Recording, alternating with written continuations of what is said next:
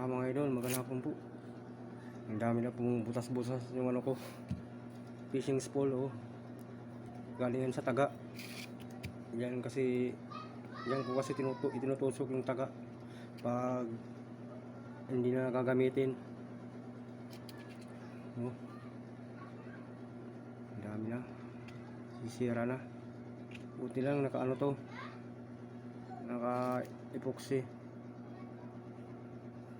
May epoxy sa loob.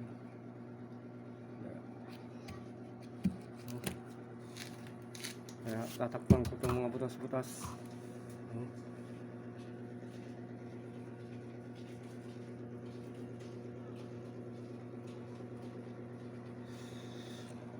Sira-sira na yung ano ko, fishing spool, oh.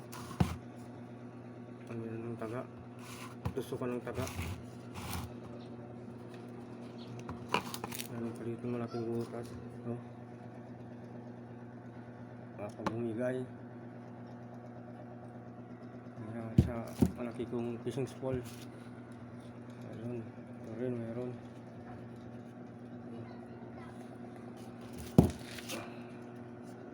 Wala pa, kaya mga butas-butas.